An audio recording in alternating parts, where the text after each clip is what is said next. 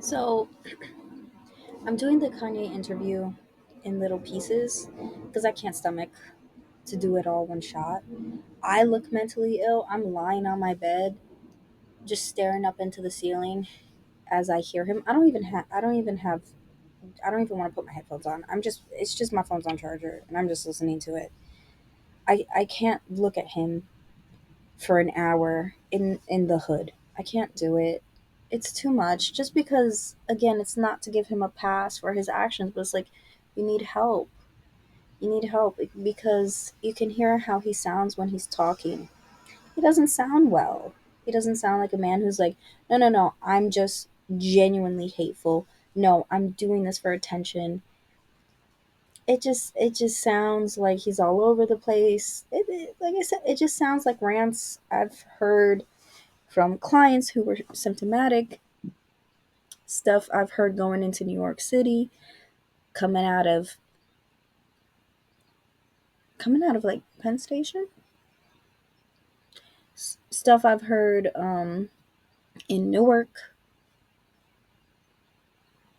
Is it doesn't sound right, and it's that same thing. It's like there's a moment where he was like, he was talking about woke culture, and he was talking about black models that are overweight and they're walking the runway, and the obesity rates are so high. And again, there is a conversation, a nuanced conversation to have on body positivity. And because it's human behavior to always take something and go way overboard or way over here with it, you know. And I think that there's a conversation to have, like, what are the cons to the body positivity? Are we still encouraging people to be healthy? And we also don't want to shame people when, my weight goes up and down and up and down and all around, depending on what I'm going through. But I would still like to be healthy. So again, you have that, but then he says that, and then he immediately goes and calls like people in the industry like effing wags, So it's like F wags or whatever, F wagons, So it's like, what are we talking about here? And it's also interesting to see how he's standing and he's posturing himself in a very, he's trying to be like very dominant and very masculine. And it's just really sad because he's doing all this showboating. And then there's a part where he's talking about Jay-Z and Beyonce, and he's talking about how he felt they didn't have his back. And there's a part where, and this is what being a mental health counselor, you have to be like a detective. You are Columbo, you are Jessica Fletcher, you are the guys from Psych. You are just every detective that has ever existed. Kojak, you're all of them, okay? And you have to be like, all right, so the rest is fluff. It's a distraction. It is, but then you get little pieces where you're like, okay, gonna make note of that. Just put that right there. The part where he says, "I never had a family. I came into this industry wanting a family." And think about how misguided and how sad that is, and how from the beginning he was probably just set up for failure. That there probably was a sense of naivete, naivety to Kanye, and he probably did come into this industry with the best intentions. Maybe he did, right? Maybe he didn't. But if I think us knowing what we know about the industry, if you go into any of the industry, Hollywood, music, we've seen all of the Me Too stuff. We've seen people fall. We've heard the abuse. We've heard all of that. Imagine going into any of these industries thinking that you'll find a family, and think about how sad that is. And it was probably like, there probably is a part of Kanye where it's like, if I'm talented, if I'm good at something, then people will love me. And so, again, not to give him a pass, this is just examining human behavior without judgment as it is. There probably is a part of him that is doing all this, that is doing the KKK and the Nazi and the puffy combs because he wants to be hated. Maybe he wants to see if anyone is really going to be there for him and really reach out and be like, I see what you're doing. You're putting boundaries, you're putting barriers to you, you're doing self protective measures to push people away. But what you want right now, what you need the most is compassion and kindness and connection.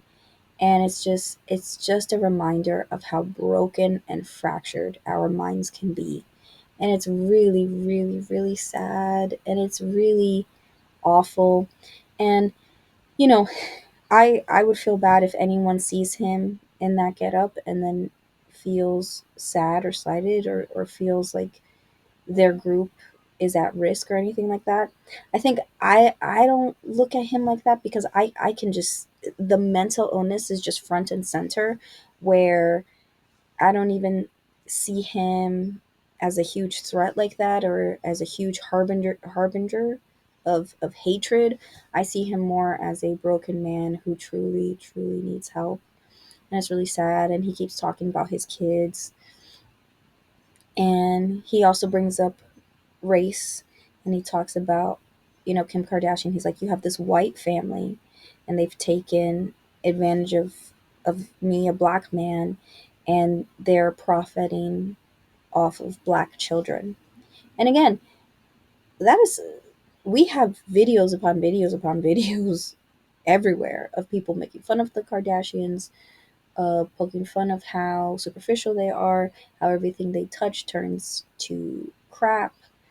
Um, there was one YouTuber who used to do Chris Jenner as Satan, and that was really funny. Lack of morals, lack of values that they have. But again, and Kanye in that video says, because DJ Academics actually, again, credit to where credit's due, because you could almost feel the hesitation, like, I really don't want this guy to like go really go off the chain, like, but sorry, little little bump there. But he does challenge him, and he does it in a softball way. He does it appropriately, and he's like, I feel like there are a lot of people who would say that, that's your fault. Man, it takes two to tango. You had four children. You had four. And he's like, yeah, within 2 months of being with her, I realized that, I made a mistake, or 2 months of her being pregnant. It's like, okay, but you went back three other times. So what are we even talking about? So he says, yeah, that's my fault, but he doesn't really examine it. He's not really going into depth with it. And then I think immediately he starts talking about other people and other F wagons in the entertainment industry. There was one part that did making me laugh, when he made fun of John Legend a little bit, where he was like, sweater wearing guy over here wearing sweaters in Barbados. And I was like, oh, I didn't know he did that, but that's kind of hilarious. So it's like, that's the thing, is like, he'll say something, you're like, that was kind of funny, Kanye. That was kind of funny. And it's like, could you take the hood off? And that's the thing, is like, I'm not watching the video, I'm just listening to it, because I think if I were watching it, I would just be even more sad and more stressed, because again, it's like, he's doing all this with a, I think it is leather. Like, aren't you sweating under there, especially talking? Why do we have to do this? And I will be honest with you though, seeing stuff like this, again, it's really sad, and we should have empathy and compassion for people who need help.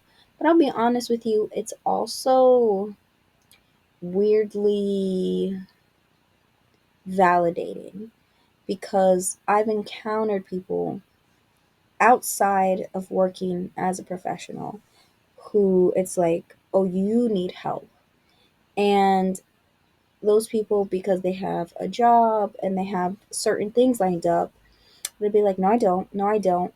But it's like, if it can happen to a man who was at the top of his game, who had money, who had awards, who had success, who had talent, who had prestige, if it can happen to him, why would you think that you it wouldn't be able to happen to you? You know what I mean? And I'm not saying this in a messed up way, but that's something.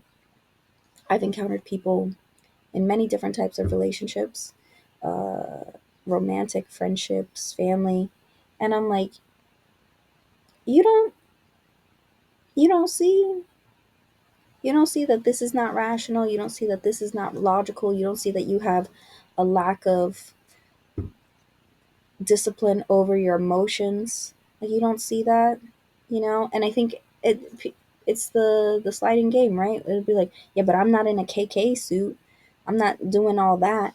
And it's like, yeah, but it was a slippery slope, years and years, and then this happened and these skills weren't being built, and then there were these yes men.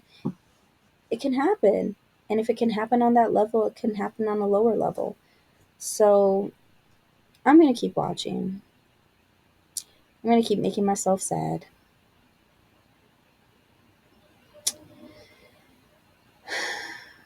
But I'm not watching just to make a video about it. I am really invested in mental health and mental illness.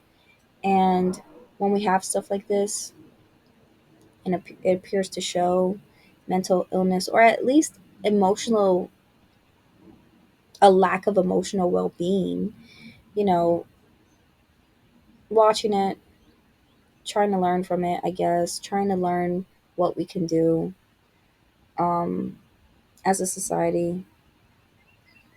I don't know. It kind of feels like grasping for straws because I don't even know what could be done to get him help.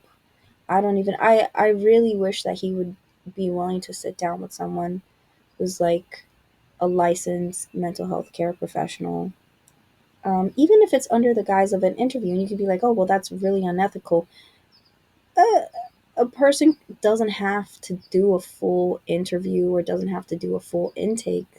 They could just talk to him and just could just be like, "But you doing okay, bro? How you feeling?" Like, you could do like base level things, and then the thing is, the interview, you record it, and if you get somewhere, and if the person is truly ethical, you delete it. It doesn't go anywhere past that. And I know that seems like sneaky and nasty, but no, you tell them up front, like, hey, I'm a licensed mental health care professional. Seems like you got some problems. Are you willing to sit down and talk to me, and go from there? That stuff, it doesn't have to be publicized, you know. And it's sad because it seems like he does miss his children and he wants to be with them. That's not gonna happen when you are so publicly acting like this. It just sucks. It really does suck. And I really hope the best for his kids, because they're gonna have to face all of that stuff with their dad, and they're gonna have to face all of the stuff with their mom and all of the stuff with their extended family. And it's a lot, man. It's a lot. And I wish him the best. So I'm gonna keep watching and just see how many, because I think what's gonna happen is he's gonna end up, he's gonna keep talking in circles, right? Because that happens too. If you meet someone and they're stuck on something, they're just gonna keep going back, and they're gonna keep going back, and gonna keep going back, and like, it would take behaviors to start changing the thought process. That's what's so interesting about CBT, right? It's so, a lot of people think like, okay, well, I want to go to the gym, so I have to change my mind of, we're going to go to the gym, we're going to do this, we're going to do this. It's actually so much easier to change behaviors. So, just go to the gym. Just go to the gym. Don't think about it. Do whatever you have to do to get to the gym. And eventually, the behaviors, if you stick with the behaviors, will change the thought process. That's so much easier. So, think about that. Think about our brains and how stubborn they are and how difficult it is to get our brains to see different things. And honestly, this is a reminder for myself, because when I've encountered people who I feel lack emotional well being, it's easy for me to lose my patience sometimes, right? Especially, it's different if it's a client, but it's very different if it's a family member, right? Because now my feelings are getting hurt. Now I'm not impartial.